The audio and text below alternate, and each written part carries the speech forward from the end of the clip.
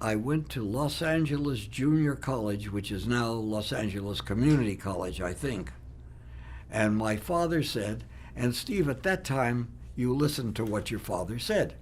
He said, in case the music business doesn't work out, accounting would be very good.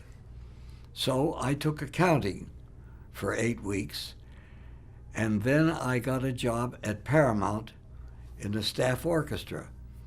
And not being a damn fool, I quit school and went to work. What was the Paramount Orchestra like at that time? And what are we talking, like, what decade are we in? We're in the 30s. Okay. We're in the 30s because, let me see.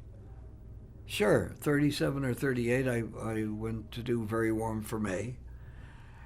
And of most wonderful composers, Jerome Kern and Oscar Hammerstein wrote that show. And I don't know if you'll remember the song, but one of the big songs of all time was All the Things You Are. That came from that show. The show was a bomb, but the songs were just gorgeous. Then show folded. I came back to Los Angeles, went back to work in the studios again. And then came the war, you know. Was the Paramount Orchestra playing for live shows? No, the Paramount Orchestra just played for movies. Movies, okay. How big was it? It had a string section, a reed section, a brass section. Typical standard kind of good orchestra. Victor Young was one of the conductors. A lot of very good conductors for the movies. And I keep saying lucky, but I'm convinced of it. All studios at that time hired songwriters. They were on staff.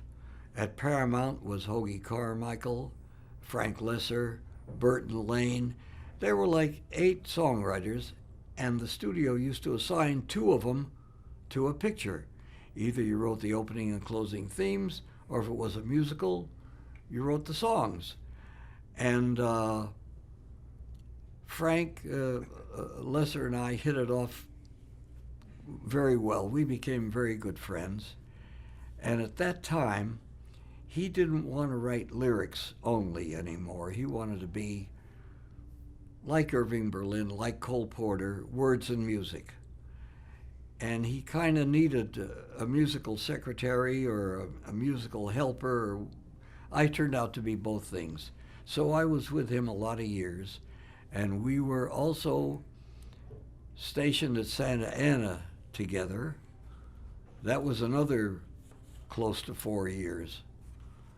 And then after that, I went to New York to be with Frank. I was with him for many years, and it was a very fortunate and wonderful relationship because I learned how to be a songwriter from him, and he had a great musical talent, couldn't sometimes make everything fit, and I was able to, and I was a big help to him. What would you say was the highlight of the Paramount days? Was there any particular project? Being with Frank, actually being with Frank, and somebody else, and Bing Crosby, who later became quite a good friend. Bing was at Paramount, did a lot of pictures at Paramount, and when I was stationed at Santa Ana, I brought a picture with me of me and Bing, which you recognize, not many other people would. He came down and I was very flattered. He came to see me. He was just a very dear man and a big star and a great performer, you know. At Paramount, were you assigned a soundstage that was dedicated just to the orchestra, or where were you all located on the lot? There was a big soundstage at Paramount. And I learned a little bit about scoring a picture because I'm sure you know the people in charge used to mark up the film, and a line would go across, and when it hit the end, that's where you started playing. That's where the conductor gave a downbeat. and it was a very large studio that we were in. But all studios, Columbia, MGM, all had large sound stages and large orchestras.